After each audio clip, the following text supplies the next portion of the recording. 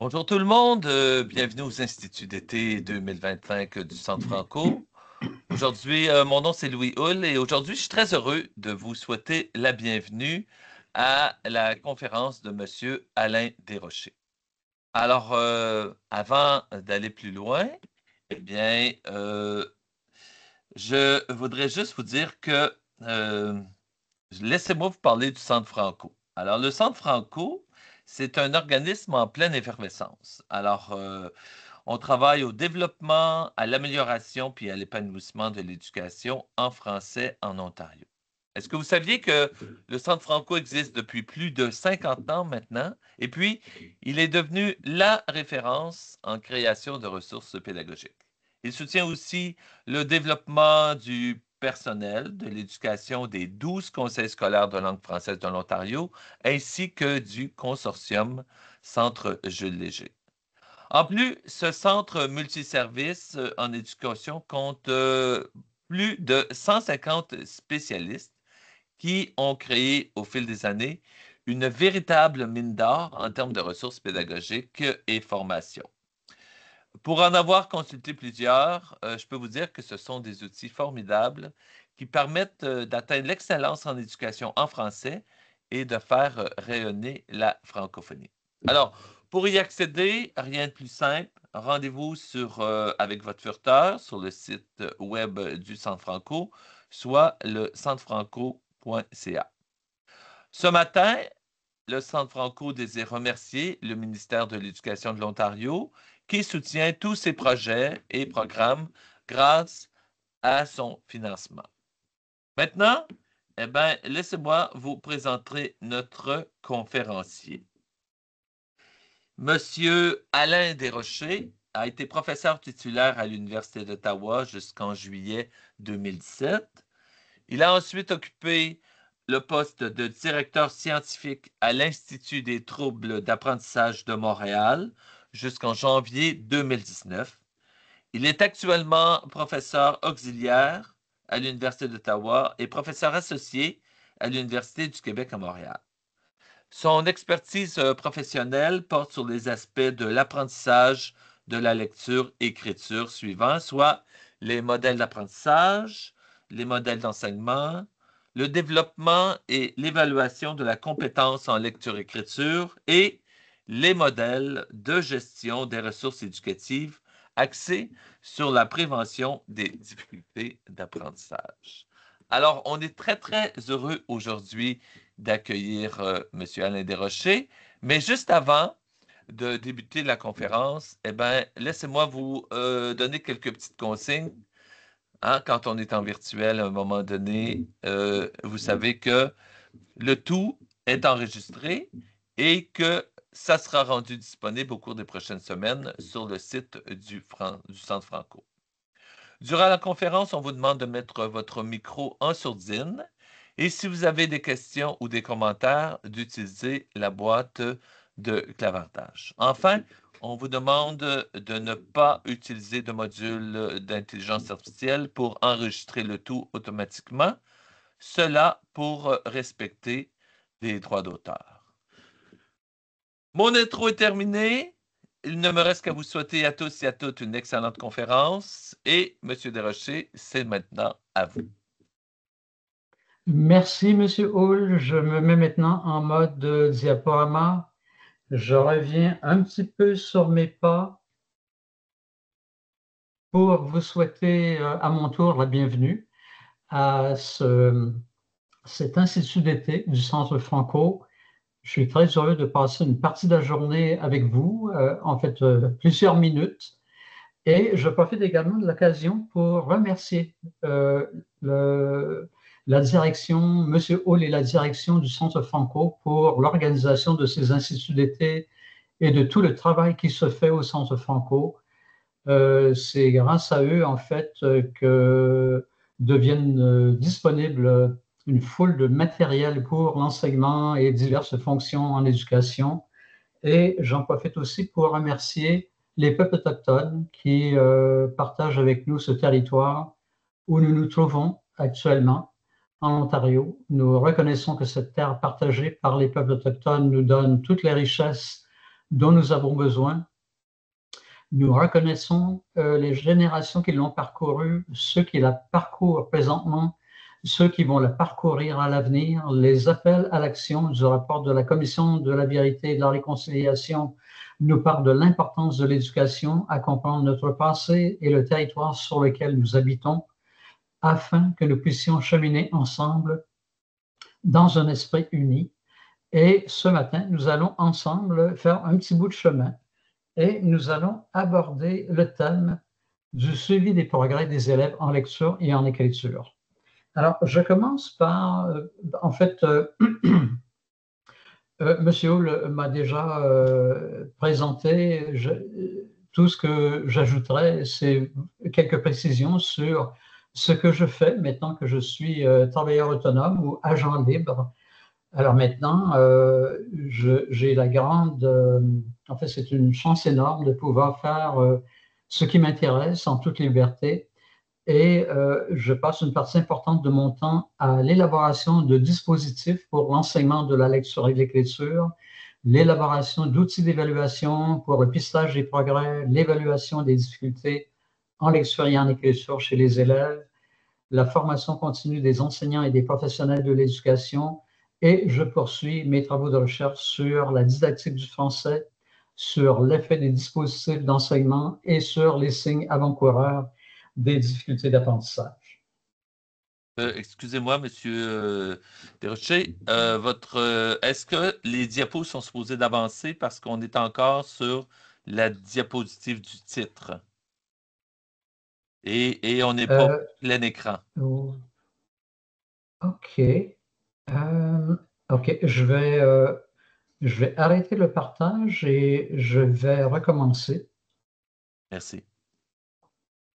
Excusez-moi de vous avoir dérangé, là. Non, non, vous avez bien fait parce que de mon côté, les diapos se suivaient. Alors moi, j'étais sous l'impression que tout allait bien. Alors merci de m'avoir signalé ce petit problème que nous allons chercher à corriger tout de suite. Là, je partage. Vous devriez voir mon exposé, le fichier PowerPoint, Oui, avant que je le mette en mode diaporama. oui, Je je le le vois. mets en mode diaporama. Et vous devriez maintenant voir la diapo mise en contexte. Peut-être que ça va prendre un petit peu de temps parce qu'on l'a vu en mode avec les diapos sur le côté, mais on ne l'a pas vu encore en plein écran. OK. Alors, qu'est-ce que vous voyez actuellement? Je vois la diapo mise en contexte, mais avec les diapos sur le côté, on dirait que je vois l'ensemble de votre écran au complet. C'est comme si de votre côté, de mon côté, je suis en mode diaporama, mais de votre côté, vous ne Ah, l'êtes pas. C'est bien ça? oui, exactement. On va demander aux gens, est-ce que c'est juste moi ou c'est tout le monde qui a la même chose? Est-ce que vous voyez une diapo, tout le monde, en On voit la majorité? même chose que toi. On voit la même On chose que voit les moi. diapos sur le côté. Ah, merci. Louis, est-ce qu'on pourrait déclencher le fichier de votre côté? Oui, laissez-moi aller le chercher. Là. Ouh là là! Bon, laissez-moi 2 secondes. Je vais aller chercher ça. Oui. Donc, Moi, je n'ai pas d'explication pour ce qu'on voit actuellement, c'est-à-dire moi, je bascule en mode diaporama de mon côté, mais ça ne le fait pas de votre côté et je ne comprends pas pourquoi. OK. Bon, ben écoutez, tout le monde, on s'excuse de ce petit pépin technique. On règle ça, on va le régler, là. C'est juste une question de quelques secondes. Bon, alors, lien pour participer, lien pour inscription. Bon, attendez. Euh, tu, tu, tu, tu, tu, tu.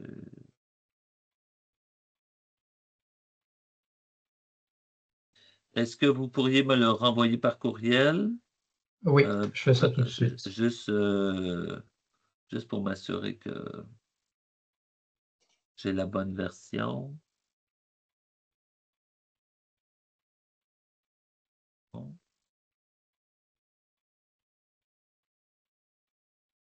Alors, écoutez, tout le monde, ça s'en vient, là, on va s'organiser.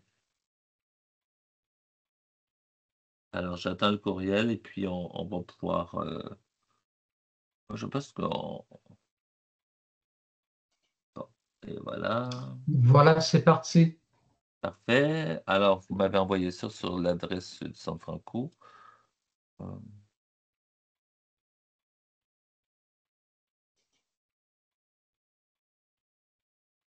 Merci de votre patience, hein. On a parfois des petits pépins techniques qu'on n'avait pas anticipés. Ordinairement, avec cette plateforme, tout fonctionne bien. oui, j'attends encore le courriel.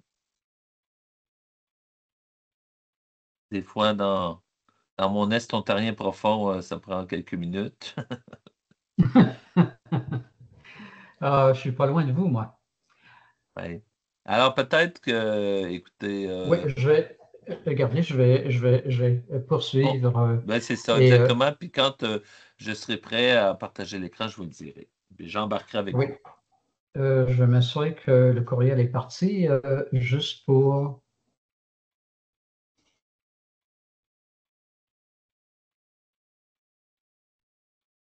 juste une petite vérification. Oui, parce que je ne l'ai pas reçu encore. Oui, le courriel a bien été envoyé. Parfait. Et puis, est-ce que vous m'avez envoyé le lien dans le nuage pour éviter. Écoutez, ça vient J'ai d'arriver. envoyé le fichier lui-même. Parfait. Alors, ben, écoutez, on va reprendre hein, pour l'enregistrement. Donc, peut-être qu'on va reprendre à partir, ben, comme si j'avais parlé. Et puis après, vous recommencez. OK? On D'accord. recommence votre partie. Et puis, alors, je vais ouvrir le fichier. Et voilà. Ça s'en vient tout le monde, là. J'ai reçu le fichier. Il est en train d'ouvrir. Et puis, bon. Alors, OK, ça c'est beau. Affichage, animation. Là, il faut juste que je trouve le petit bouton qui s'appelle euh, disposition. Bon, c'est quel bouton qu'il faut que je pèse pour avoir un plein écran là, dans PowerPoint? OK, diaporama, ça doit être ici. Lire à partir du début. OK. Bon, alors je partage mon écran. Euh, et puis, ça c'est l'écran, la fenêtre. Et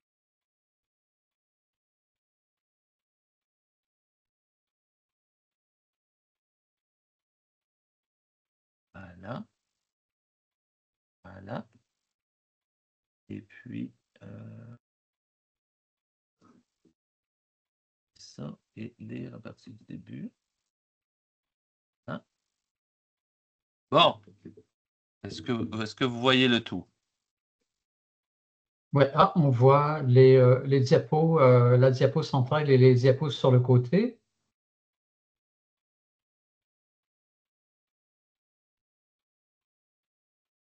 Et parce que il semble que j'ai le même problème que vous. Attendez, attendez. Euh, ça l'a pas.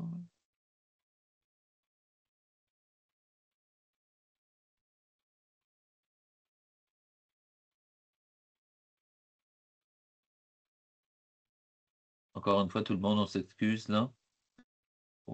Attends, on va essayer comme ça.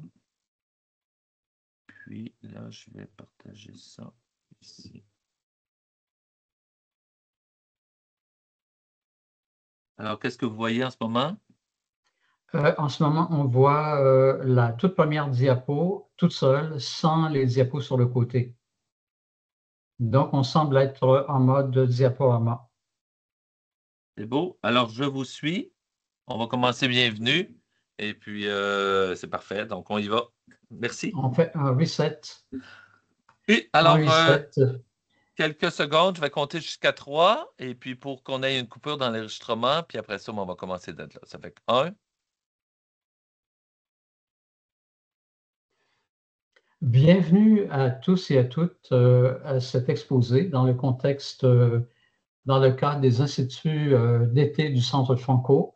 Je vous souhaite la bienvenue. Nous allons passer quelques minutes ensemble ce matin pour discuter d'un sujet particulier, le suivi des progrès des élèves en lecture et en écriture. J'en profite pour remercier la direction du Centre Franco, M. Hull, pour son accueil et pour l'organisation de tous ces événements pour soutenir l'éducation en Ontario. J'en profite aussi pour remercier, si on va à la prochaine et à la diapo suivante, j'en profite également pour remercier les peuples autochtones pour le partage de ce territoire que nous occupons actuellement. Nous reconnaissons que cette terre partagée par les peuples autochtones nous donne toute la richesse dont nous avons besoin. Nous reconnaissons les générations qui l'ont parcourue, ceux qui la parcourent présentement, ceux qui vont la parcourir à l'avenir. Les appels à l'action du rapport de la Commission de la vérité et de la réconciliation nous parlent de l'importance de l'éducation à comprendre notre passé et le territoire sur lequel nous habitons afin que nous puissions cheminer ensemble dans un esprit uni. Et aujourd'hui, je vous propose de faire un petit bout de chemin ensemble et pour aborder, discuter le concept de suivi des progrès en lecture et en écriture chez les élèves. Alors, pourquoi le faire et comment? Commençons par une mise en contexte et je me présente rapidement. J'ai été professeur titulaire à l'Université d'Ottawa jusqu'en 2017. Par la suite, j'ai occupé le poste de directeur scientifique de l'Institut des troubles d'apprentissage à Montréal. À présent, je suis un agent libre, un travailleur autonome qui s'adonne à un merveilleux passe-temps qui est la recherche et le développement des ressources en éducation, dont l'élaboration de dispositifs pour l'enseignement de la lecture et de l'écriture, l'élaboration d'outils pour l'évaluation, le pistage des progrès, l'évaluation des difficultés en lecture et en écriture du français, la formation continue des enseignants et des professionnels de l'éducation, et je poursuis mes travaux sur la didactique du français, sur l'effet des dispositifs d'enseignement et sur les signes avant-coureurs des difficultés d'apprentissage. Maintenant, pour mettre notre sujet en contexte, je vous précise que les premières expérimentations sur le dépistage des élèves à risque de difficultés d'apprentissage ont été entreprises dans les années 1950.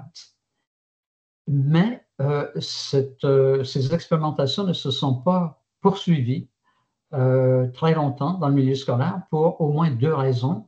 L'une d'entre elles, les limites de la technologie. On ne disposait pas alors des moyens technologiques actuels pour livrer les résultats du dépistage rapidement. Par exemple, si on prenait des mesures chez les élèves en septembre, les enseignants les recevaient en février ou en mars, ce qui est beaucoup trop tard pour en fait agir en prévention. Et la deuxième raison, c'est que la base de connaissances était beaucoup plus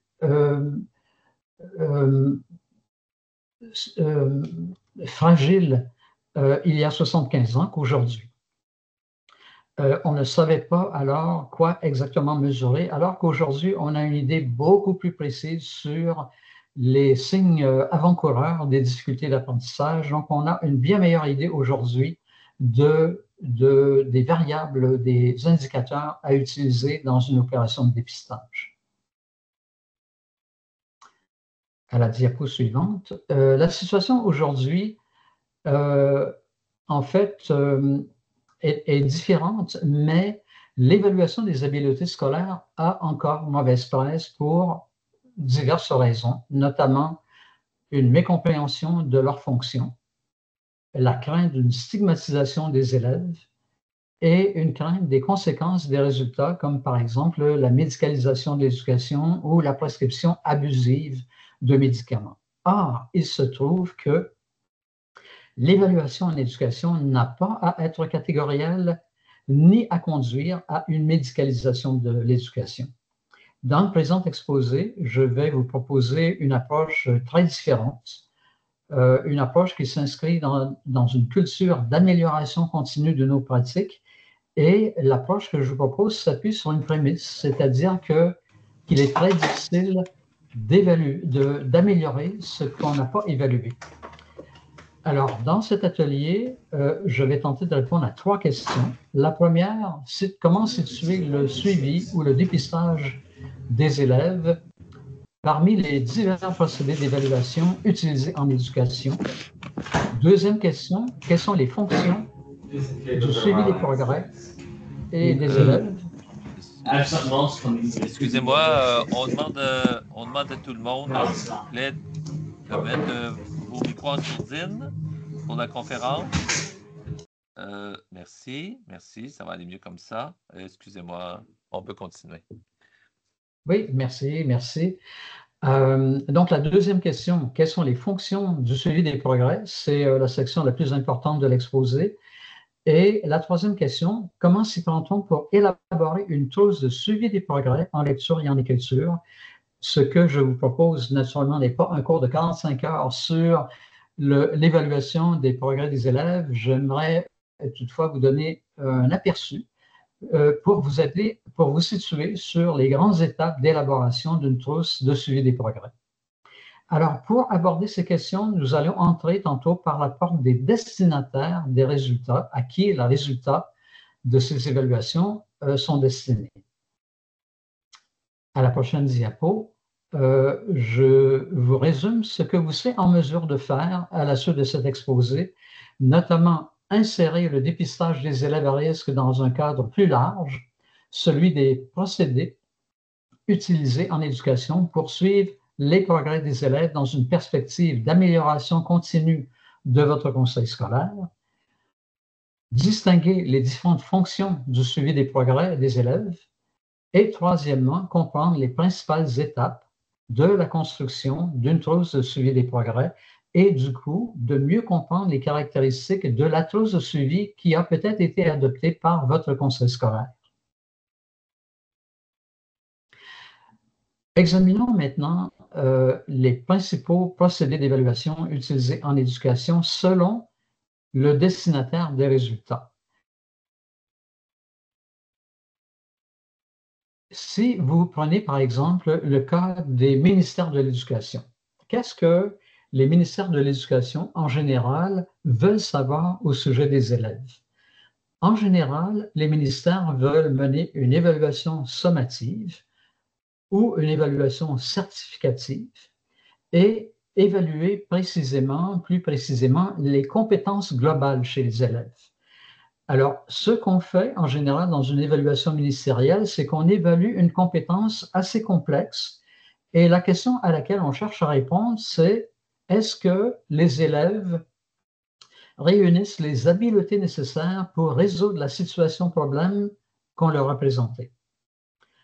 Est-ce que les élèves se qualifient pour passer à un prochain niveau scolaire?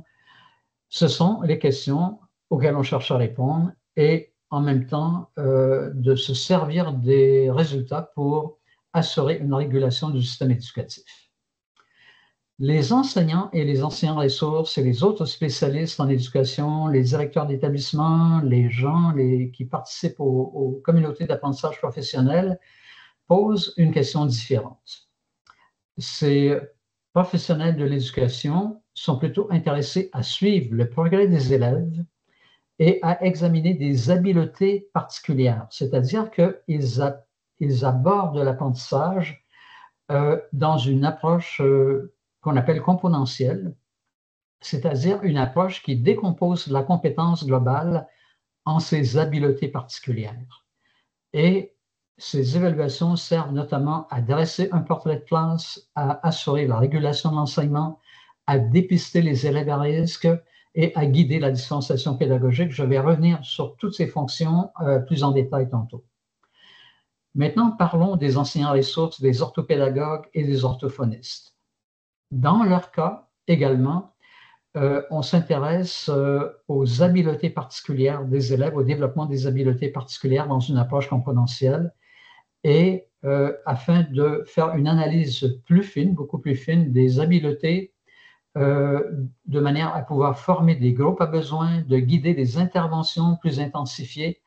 L'intention est ici, encore une fois, assez différente de celle des ministères de l'Éducation. Et enfin, nous avons les parents comme destinataires des résultats d'évaluation. Dans ce cas, dans un bulletin scolaire, par exemple, on va réunir une variété d'informations sur l'état des apprentissages de chaque élève, sur le comportement des élèves à l'école. Donc, l'intention ici n'est pas nécessairement de faire une analyse très fine des résultats, mais de fournir une rétroaction aux parents et parfois de leur faire certaines recommandations relatives au cheminement de leur enfant.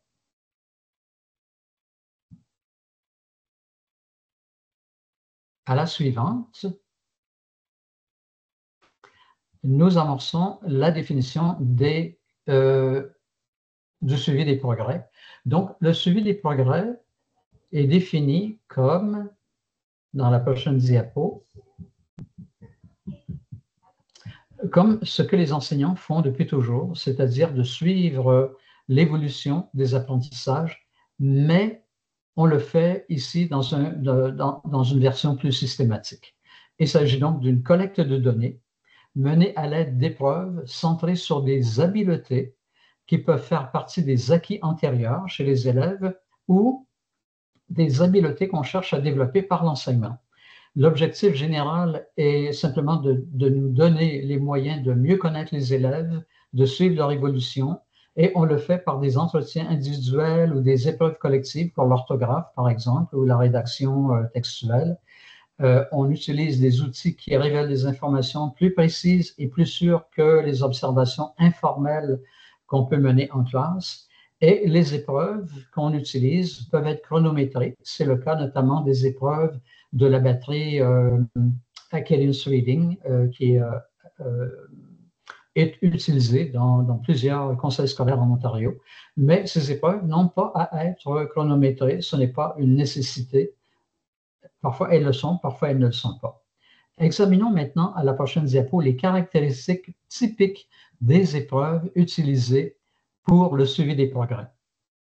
La première caractéristique, et c'est la caractéristique la plus importante, c'est que les cibles d'évaluation doivent être arrimées aux cibles d'enseignement prévues dans le programme d'enseignement. C'est-à-dire qu'on évalue ce qui a été enseigné pour déterminer de quelle manière les élèves répondent à l'enseignement qu'ils ont reçu.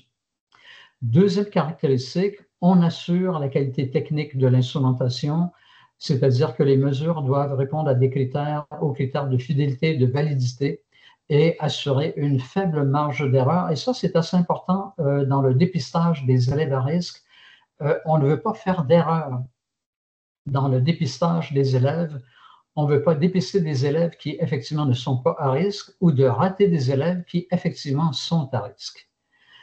Troisième caractéristique, en général, les procédures d'administration et d'interprétation des résultats sont uniformisées de manière à ce que tous les utilisateurs fassent exactement la même chose. Quatrième caractéristique, en général, on mesure des habiletés ou des caractéristiques qui sont modifiables chez les élèves. Ce n'est pas très utile de mesurer des choses qu'on ne peut pas modifier, comme par exemple les caractéristiques sociales du milieu dans lequel les enfants grandissent, dans leur foyer familial. Bien sûr, ça peut être intéressant, mais ce ne sont pas des caractéristiques qu'on peut facilement modifier ou intervenir. La prochaine caractéristique, la répétition. Les mêmes mesures sont souvent reprises à différents moments dans le temps pour suivre les progrès des élèves sur ces mêmes mesures. Avant-dernière caractéristique, l'efficience. En général, vous aurez peut-être remarqué que les séances de pistage des progrès sont relativement courtes, souvent entre 10 et 20 minutes, de manière à amputer le moins possible de temps à l'enseignement. Dernière caractéristique qui est importante sur le plan de la rétroaction, les résultats doivent soutenir efficacement les décisions et les actions en éducation. Et ça, c'est une caractéristique sur laquelle j'ai beaucoup insisté tantôt. Ce qu'on sait dans la pratique du pistage des progrès, dans le dépistage des élèves à risque, c'est que si vous présentez aux enseignants ou aux directions scolaires des tableaux de chiffres, vous n'irez pas très loin. les représentations graphiques sont beaucoup plus efficaces pour présenter les résultats du pistage des progrès et beaucoup plus instructives, plus faciles à saisir et à comprendre instantanément. Je vais vous montrer des exemples ultérieurement au fur et à mesure qu'on avance dans l'exposé. À la prochaine diapo, j'amorce la description des fonctions du suivi des progrès. Et la raison pour laquelle je vais apporter beaucoup d'insistance à ces fonctions, c'est que je suis d'avis que les données de dépistage des élèves à risque sont en fait sous-utilisées en éducation et les mêmes données peuvent servir à plusieurs autres fonctions. La première étant, bien sûr, à la prochaine diapo, dresser un portrait de classe.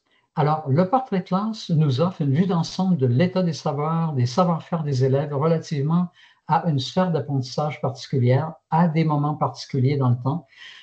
La pratique la plus courante, c'est de mener une collecte de données 3 fois par année, au début, au milieu et à la fin de l'année scolaire. Bien sûr, on a vu des modèles de dépistage dans lesquels on faisait 4 ou 5 collectes de données. Ce n'est pas toujours nécessaire de le faire. 3 fois par année semble être la pratique la plus courante maintenant. Et ce portrait permet de tracer l'évolution des savoirs et des savoir-faire. À la prochaine diapo, je vous montre une représentation qui vous est peut-être familière d'un portrait de classe. Alors, dans ce portrait de classe, vous voyez essentiellement 2 choses. D'abord, on a la liste de tous les élèves chez qui on a pris une mesure. Et là, je vous précise les abréviations qui sont dans la première rangée.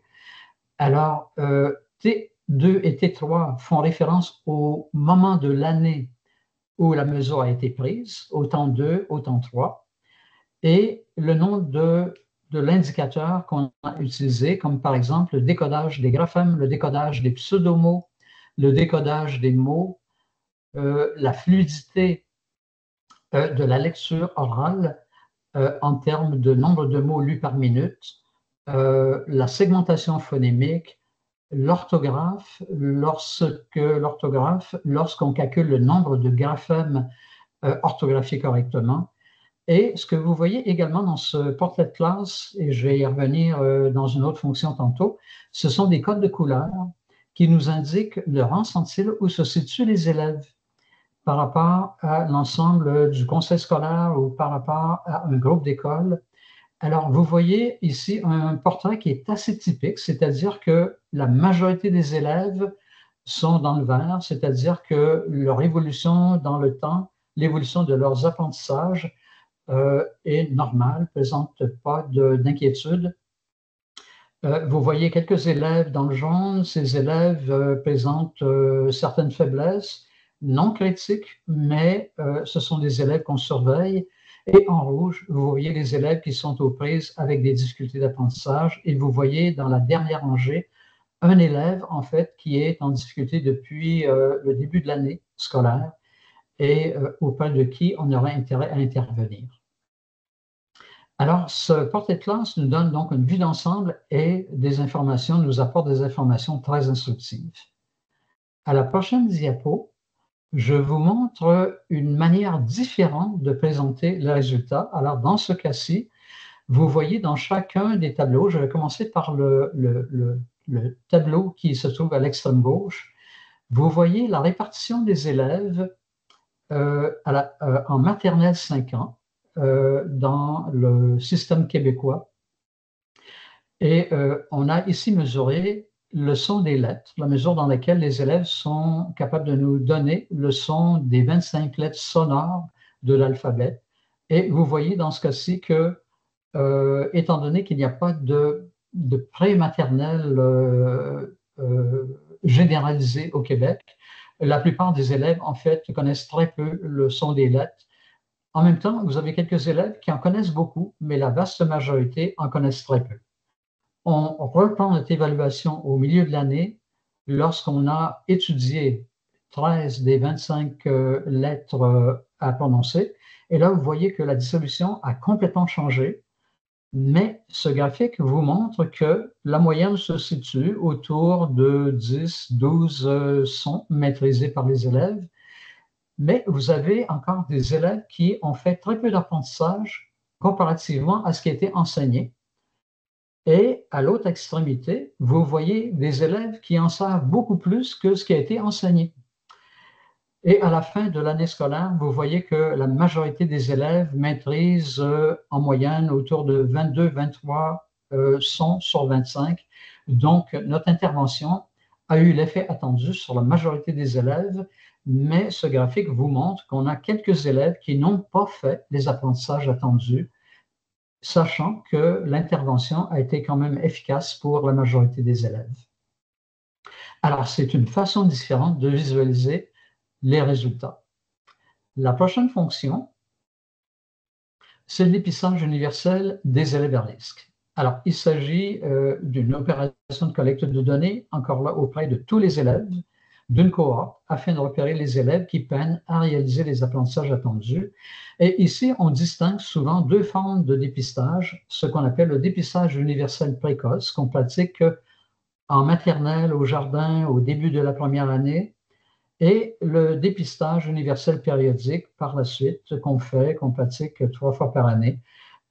Chaque forme est associée à des fonctions particulières et il est à noter que le dépistage n'est pas une évaluation diagnostique.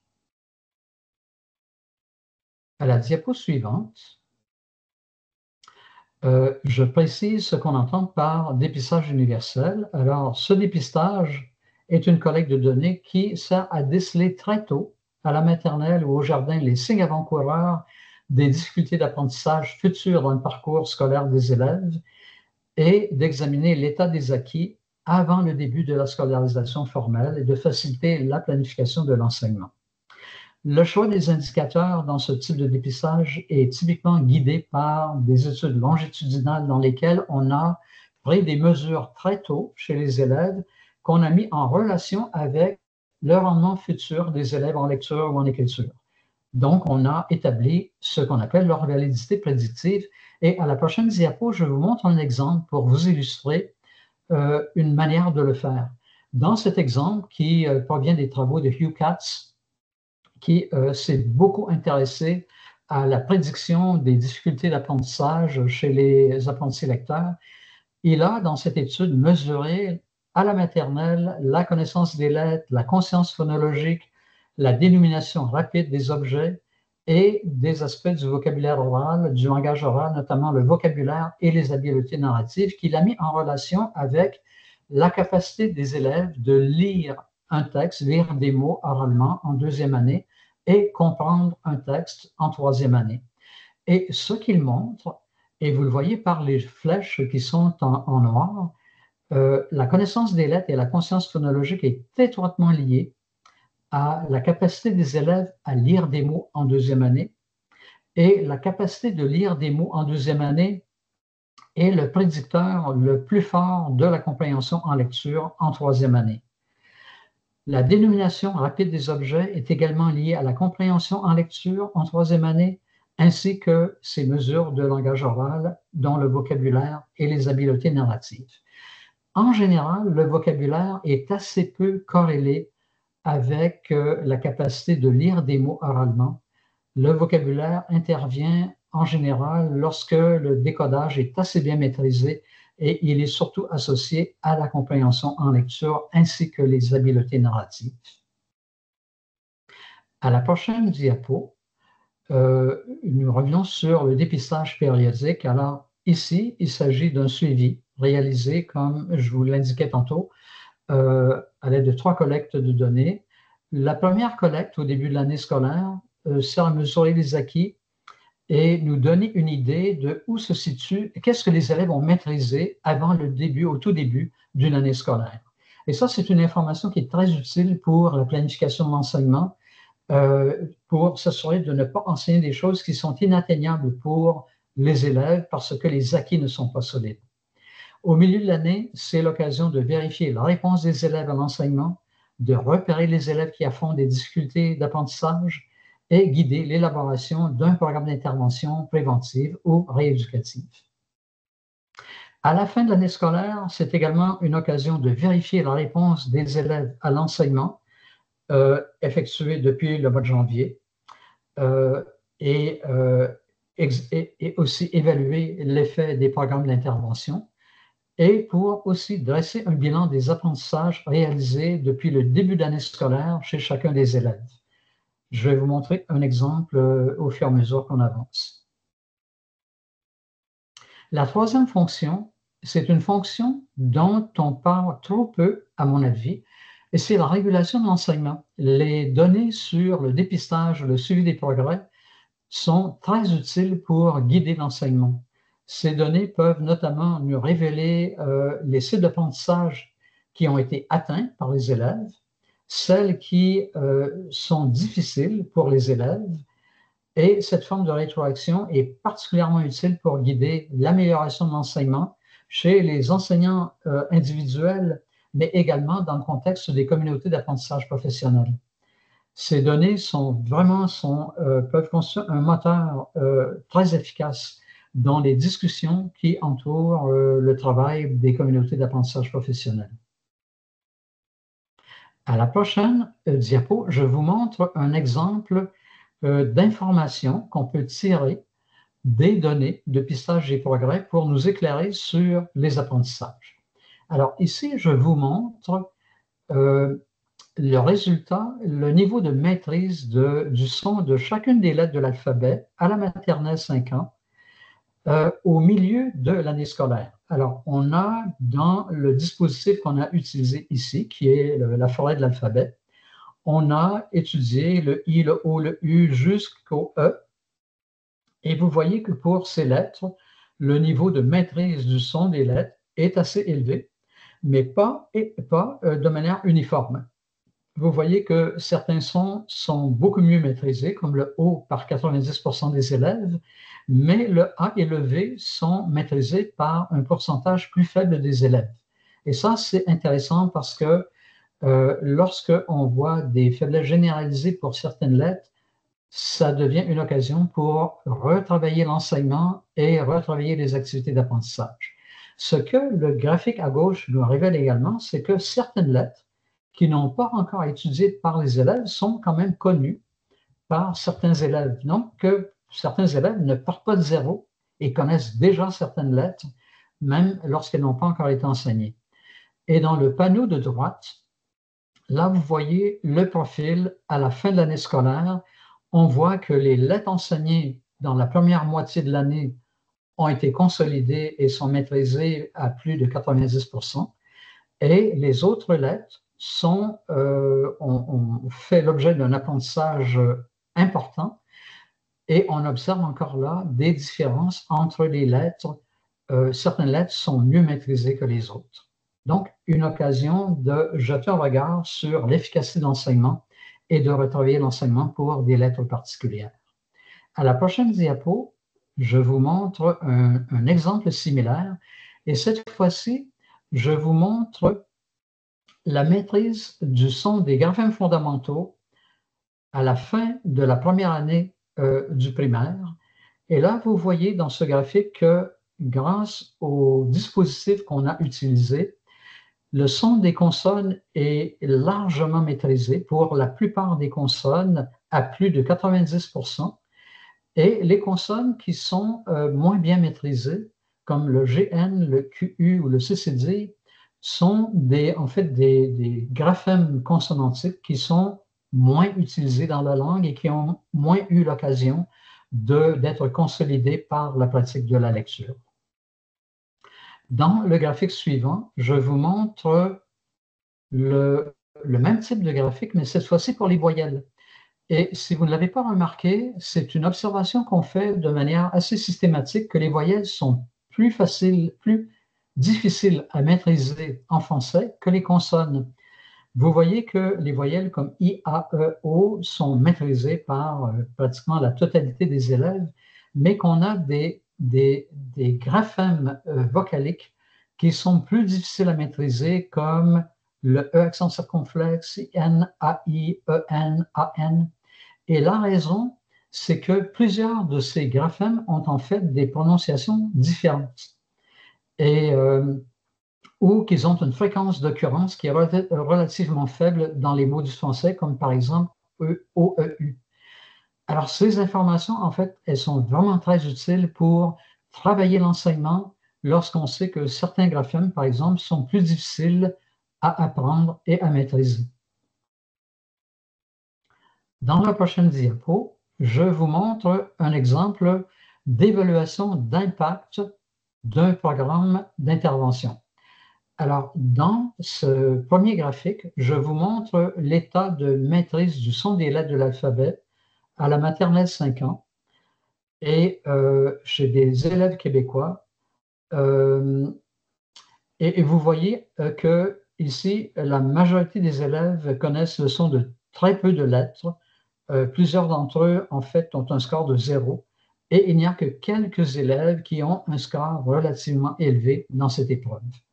Dans la diapo suivante, nous allons superposer les résultats à la fin de l'année scolaire. Et là, vous voyez que grâce à ce dispositif qu'on a utilisé en maternelle, que là, le niveau de maîtrise du son des lettres de l'alphabet est passé parfois de 0 à 100% ou presque 100% chez la majorité des élèves.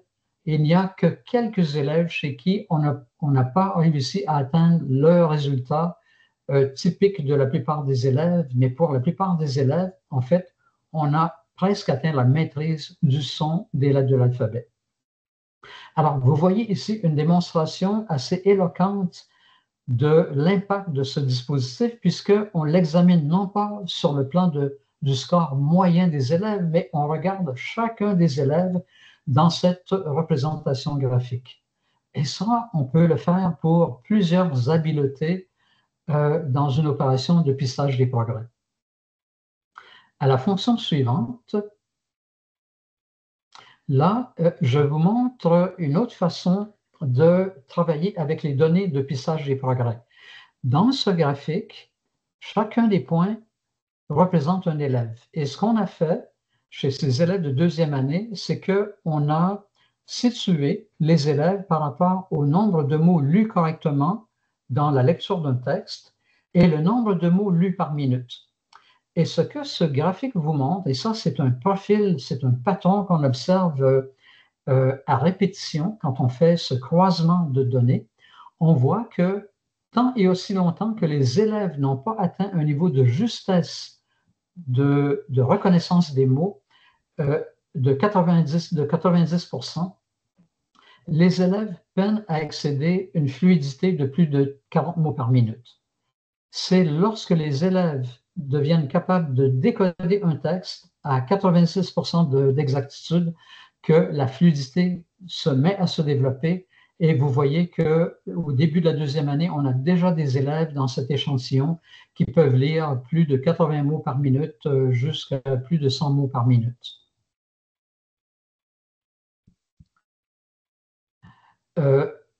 Là, l'animation fonctionne et donc, dans ce carré, vous voyez les élèves qui n'ont pas encore atteint le taux de justesse de 90%. Si on va au prochain carré, là, vous voyez des élèves qui sont devenus de très bons décodeurs et ce qui leur manque, en fait, ce n'est pas la capacité de décoder les mots avec justesse, c'est la pratique de la lecture pour augmenter, pour poursuivre le développement de leurs automatismes. Et dans le prochain carré, là, vous voyez les élèves qui ont commencé leur ascension sur le plan de la fluidité. Et là, vous voyez que dès le début de la deuxième année, là, on a des élèves qui sont en train de faire le passage au-dessus de 60 mots par minute. Et à la fin de l'année scolaire, là, tous ces élèves, en fait, vont être en haut de 80 ou 200 mots par minute. Alors, si on poursuit, j'arrive à la cinquième fonction qui est la différenciation pédagogique. C'est un sujet qui est vraiment important parce que la différenciation pédagogique, surtout lorsqu'elle est faite de manière précoce, nous permet de prévenir les difficultés d'apprentissage chez un pourcentage très élevé d'élèves. Et si vous avez besoin d'arguments pour défendre le dépistage précoce des élèves à risque, je vous apporte ici 3 arguments. Le premier, c'est que les trajectoires d'apprentissage s'établissent très tôt dans le parcours scolaire des élèves. Elles sont relativement stables, à moins qu'une intervention leur donne une nouvelle direction, et elles se stabilisent dès la première année du primaire.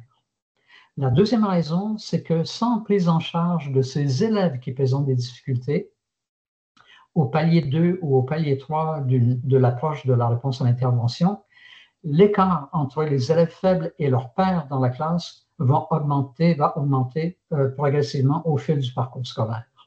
Et on va se retrouver en 4e, 5e, 6e année du primaire avec de très grands écarts entre les élèves. La troisième raison, c'est que plus on tarde à intervenir auprès des élèves en difficulté, plus l'intervention est lente à agir sur la trajectoire d'apprentissage, plus l'intervention exige de ressources humaines et financières, plus on a besoin d'investir des heures pour faire progresser les élèves, et malgré tout ça, moins l'intervention est efficace. Donc, on a ici plusieurs raisons pour justifier une intervention précoce. Si on récapitule, les procédés d'évaluation utilisés en éducation sont conçus pour répondre aux questions des destinataires des résultats, et ces questions peuvent varier assez considérablement. Le dépistage universel s'inscrit dans une classe de procédés d'évaluation conçus à l'intention des enseignants, et ça, c'est et des enseignants ressources, et ça, c'est un point sur lequel j'insiste beaucoup en formation continue. Ces données de dépistage ou de pistage des progrès appartiennent d'abord aux enseignants. Elles sont recueillies, ces données, à l'intention d'abord des enseignants. Et si on poursuit à la prochaine diapo, là, on poursuit la récapitulation. Alors, vous avez vu que le pistage des progrès peut assurer plusieurs fonctions, et notamment établir un portrait de classe, servir au dépistage des élèves à risque de rencontrer des difficultés sévères dans leurs apprentissages, guider la formation des groupes à besoin, de réunir des élèves qui ont des besoins similaires dans le contexte de la différenciation pédagogique, de faire le bilan annuel des apprentissages, donc établir le bilan à la fin de l'année des apprentissages réalisés par les élèves depuis le début de l'année. Et une des fonctions vraiment importantes, c'est la régulation de l'enseignement, donc de fournir aux enseignants une rétroaction sur l'impact réel de leur enseignement et de guider les améliorations. Le défi de l'équipe d'implémentation du dépistage ou du pistage des progrès, c'est d'assurer le plus grand nombre de fonctions possibles, et pour assurer ces fonctions, il faut retourner une rétroaction aux enseignants et aux enseignants ressources. On peut voir le pistage des progrès comme un processus cyclique dans lequel on planifie une collecte de données, on procède à la collecte des données, au traitement des données, et on détermine si les difficultés qu'on observe se situent au niveau de la classe ou au niveau d'élèves particuliers. Et selon le degré de difficulté, notre intervention ne sera pas la même. Dans un cas, ce sera la régulation de l'enseignement qui sera en jeu. Dans l'autre cas, l'intervention auprès d'élèves particuliers. Maintenant, j'aimerais vous dire quelques mots sur la construction d'une trousse de suivi des progrès. En fait, ce que je vous propose, c'est une sorte de carte routière pour guider l'élaboration d'une trousse de suivi. Et si, dans votre conseil scolaire, on dispose déjà d'une trousse de suivi, ce que je vais vous raconter dans les prochaines minutes pourra vous aider à vous situer par rapport à la trousse qu'on a adoptée dans votre conseil scolaire. Alors, commençons par examiner les composantes d'une épreuve dans une trousse de suivi des progrès. Alors, typiquement, une épreuve va s'axer sur un concept. Elle va inclure une épreuve qui elle-même est constituée d'une tâche, d'items, de consignes à l'intention des élèves, à l'intention de l'utilisateur ou l'utilisatrice de l'épreuve, va inclure une procédure de cotation des réponses pour déterminer qu'est-ce qu'on considère comme une réponse correcte ou incorrecte. Et lorsqu'on a le financement nécessaire pour établir la validité de l'épreuve, on aura alors accès à des informations sur la marge d'erreur, des résultats obtenus à l'aide de l'épreuve, la fiabilité, la stabilité temporelle des résultats, et ce sont des informations complémentaires qui sont très utiles. En général, les épreuves qu'on utilise dans une trousse de suivi des progrès sont axées sur des habiletés. Et un peu plus loin dans l'exposé, je vous montre des exemples d'habiletés qu'on mesure assez fréquemment dans les trousses de suivi des progrès.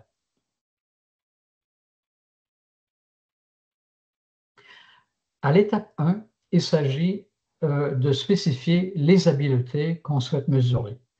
Les habiletés sont typiquement déterminées par notre compréhension des savoirs et des savoir-faire fondamentaux en lecture et en écriture.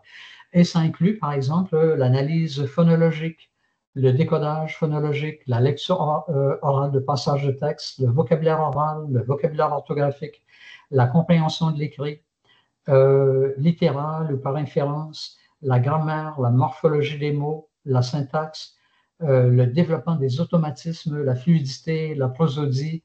Ce sont toutes des habiletés ou des connaissances qui sont assez fréquemment mesurées dans les trousses de suivi des progrès. Ce qu'on entend par un item, et bien sûr, les habiletés qui sont retenues vont guider le choix des tâches et le choix des items. Et par le terme item, on comprend que l'item peut désigner une image, un son fourni à l'oral, un mot prononcé à l'oral, un mot qu'on fait lire à l'élève, des graphèmes, des syllabes, des passages de texte, des phrases isolées. Le terme item est un terme générique pour désigner tous ces éléments d'une tâche. À la diapo suivante, on arrive à la deuxième étape et là, on arrive à l'étape de la construction d'une tâche. Et ici, il s'agit de sélectionner ou de construire une situation problème dont la réalisation dépend étroitement de l'habileté que nous souhaitons mesurer. Et lié à cette tâche, nous devons formuler des consignes à l'intention des élèves pour notamment leur expliquer ce qu'il faut faire dans la tâche, mais également des consignes à l'intention des utilisateurs de la trousse pour leur dire comment utiliser chacune des épreuves et leur signaler si oui ou non on met en œuvre une règle d'arrêt. La règle d'arrêt est une procédure utilisée là pour éviter, par exemple, qu'un élève qui a un niveau faible d'une habileté particulière se retrouve devant des items qui l'échouent à répétition. Alors, la règle d'arrêt fonctionne typiquement de la manière suivante. Après un certain nombre d'erreurs, de réponses erronées, on arrête l'épreuve au lieu de faire continuer l'élève et le faire mariner dans l'erreur jusqu'à la fin. Le troisième élément, c'est la construction ou la sélection d'items pour chacune des tâches. Ces items, comme je le disais tantôt, peuvent être des phonèmes, des graphèmes, des syllabes, des pseudomots, des mots, des phrases, des passages de texte. Et pour plusieurs de ces items, nous disposons d'informations sur leur fréquence d'occurrence dans la langue, sur leur niveau de complexité. Et ces informations sont en fait très utiles pour nous guider dans la sélection et la construction des items. La prochaine étape, je vous montre, comme je vous l'annonçais tantôt, des exemples d'habiletés, de composantes cognitives de la littératie et des exemples d'indicateurs, comme par exemple pour évaluer la conscience phonémique, on peut évaluer l'identification du phonème initial, de la segmentation, de la fusion phonémique. Pour les correspondances graphème-phonème, la mesure la plus courante, c'est d'évaluer le son des graphèmes. le décodage, de faire décoder par les élèves des mots réels ou des mots inventés, simples composés, acontextuels, contextuels ou irréguliers, des graphèmes prononcés, des graphèmes muets. La lecture de texte peut servir à mesurer la justesse du décodage, la fluidité de lecture et mesurer la prosodie et le respect de la ponctuation. Et ainsi de suite. Alors, vous voyez des mesures, en fait, qui sont assez fréquemment utilisées dans la construction des trousses de suivi des progrès.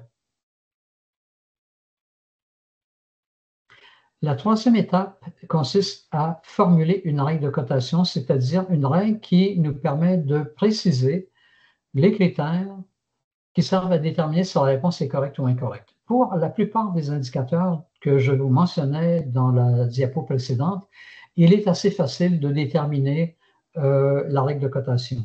Mais lorsque vous tombez dans des tâches plus complexes, comme par exemple les mesures de vocabulaire, d'orthographe, de compréhension orale ou écrite, là, on a besoin souvent de règles de cotation qui sont plus élaborées et qui guident plus efficacement les utilisateurs des épreuves. À la diapo suivante, je vous parle brièvement de la démonstration de la validité des résultats. En fait, la validité des résultats, c'est un ensemble d'indicateurs de qualité, si vous voulez, de la mesure qui a été construite.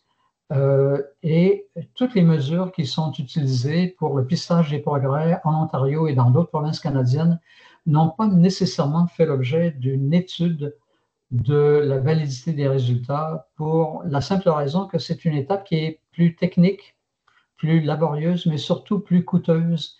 Et c'est la raison principale pour laquelle cette démonstration est assez rarement faite dans les trousses de suivi des progrès. Pourtant, certaines étapes seraient assez faciles à effectuer, comme par exemple pour déterminer le coefficient de cohérence interne des résultats. C'est une formule pour laquelle il existe plusieurs logiciels. C'est une formule assez facile à utiliser. Même chose pour le coefficient de sensibilité des items aux différences interindividuelles et la vérification du gradient de difficulté des items dans la tâche. Toutes ces choses-là peuvent être faites assez rapidement et assez facilement. Et un jour, là, on va s'instrumenter pour le faire partout facilement et développer l'expertise pour le faire. À la prochaine diapo, j'arrive à l'étape de l'établissement d'un cadre de référence. Et là, je soulève une question qui est importante, c'est celle de comment on détermine qu'un élève est à risque ou en difficulté. Lorsqu'on évalue les élèves, on observe de grandes difficultés, de grandes différences interindividuelles et ce ne sont pas les... Alors, la plupart des élèves vont obtenir un score qui se situe autour de la moyenne, du score moyen. Mais comment détermine-t-on parmi les scores les plus faibles les élèves qui présentent un risque réel de difficulté ultérieure? Il existe différentes procédures en éducation pour établir ce critère de démarcation. On peut le faire sur une base intuitive, c'est une façon de faire qui est assez répandue, mais on peut également se servir des résultats obtenus pendant l'évaluation pour établir ces seuils et établir un cadre normatif, établir par exemple des rangs centiles ou des écarts types ou différents indicateurs qui nous servent à fixer pour une population d'élèves donnée des seuils. Et il se trouve que, même si ça vous paraît tout ça assez complexe et mystérieux, en fait, la formule pour calculer les rangs centiles, par exemple, existe dans le logiciel Excel et c'est une formule aussi facile à appliquer que la formule de la somme ou de la moyenne dans une cellule, dans un tableur Excel. À la prochaine diapo, nous arrivons à la conclusion avant de prendre vos commentaires et vos questions. Alors, j'aimerais conclure en vous disant ceci.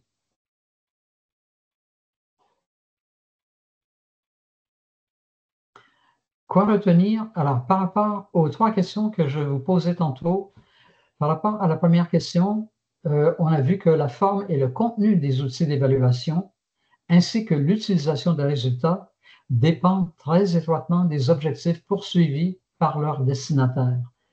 Comme je vous le disais au tout début de l'exposé, les gestionnaires des ministères de l'Éducation posent par rapport à l'évaluation des questions qui sont souvent très différentes de celles que les enseignants vont poser ou que les enseignants ressources ou les orthopédagogues vont poser. Et les questions auxquelles on cherche à répondre vont avoir un impact sur la forme et le contenu des épreuves qu'on utilise. Par rapport à la deuxième question, on a vu que les données issues du suivi des progrès peuvent assurer plusieurs fonctions, notamment le dressage d'un portrait de classe, le repérage des élèves à risque ou en difficulté, le guidage des interventions en éducation spécialisée et donc la différenciation pédagogique, la régulation de l'enseignement et le bilan annuel des apprentissages.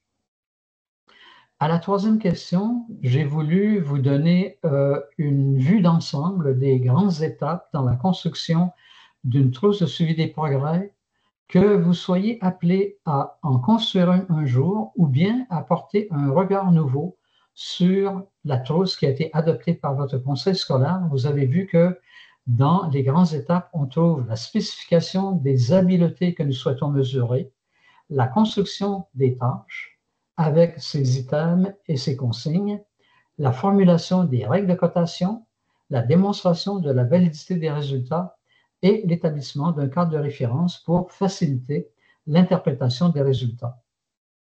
Et enfin, j'aimerais vous dire que le suivi des progrès est un élément essentiel dans une culture d'amélioration continue des pratiques en éducation parce qu'il est très difficile de s'améliorer quand on n'évalue pas l'impact de ce que l'on fait. Voilà, ça nous mène à la fin de l'exposé. Et j'aimerais à la toute fin vous schématiser ce que j'entends par une culture d'amélioration continue et vous inviter au passage à l'action. Alors, dans une logique, dans une culture d'amélioration continue, on se donne un certain nombre d'étapes ou de choses à faire, et notamment l'élaboration d'un plan d'action et sa remise à jour périodique. Ce plan d'action, il ne nous sert à rien si on ne le met pas en œuvre. Donc, la prochaine étape, c'est de mettre en œuvre notre plan d'action et l'étape suivante, d'en vérifier l'effet ou les effets sur les apprentissages. Ces données nous permettent d'analyser les points forts et les points plus faibles de notre plan d'action, nous permettent d'améliorer, d'étudier ce qu'on peut améliorer, de rechercher des améliorations, des solutions, de remettre à jour notre plan d'action et de le remettre en action. Souvent, ce qu'on va faire dans l'implémentation du pistage des progrès dans un conseil scolaire ou dans l'implémentation d'une approche comme la réponse à l'intervention, c'est qu'on va établir le plan d'action au printemps qui précède l'année scolaire. Et dès le début de l'année scolaire, on va mettre en œuvre notre plan d'action. On va effectuer une collecte de données au fur et à mesure qu'on avance dans l'année scolaire et à chaque collecte de données, recueillir ces données pour les analyser, repérer les choses qu'on peut améliorer pour pouvoir remettre au printemps suivant, remettre à jour notre plan d'action et le remettre en action, un nouveau plan, remis à jour, un plan amélioré. Alors, c'est ce que j'entends par une culture d'amélioration continue et associée à un véritable passage à l'action. Dans ce fichier, je vous offre une liste de références que j'ai trouvées très utiles sur le suivi des progrès dans le contexte de l'approche de la réponse à l'intervention ou des systèmes de soutien à paliers multiples. Alors, vous avez ici une collection de références et je vous assure, j'ai lu des centaines d'ouvrages sur ce sujet et je vous rapporte ici les ouvrages que j'ai trouvés les plus utiles, non seulement pour vous parler de ce sujet, mais également pour passer à l'action et de mettre en œuvre des procédures d'évaluation des approches préventives et mener l'implémentation du début à la fin avec succès. Alors voilà, nous arrivons à l'étape de vos questions et de vos réactions. Vous sentez-vous très à l'aise de partager avec nous vos questions, vos réactions?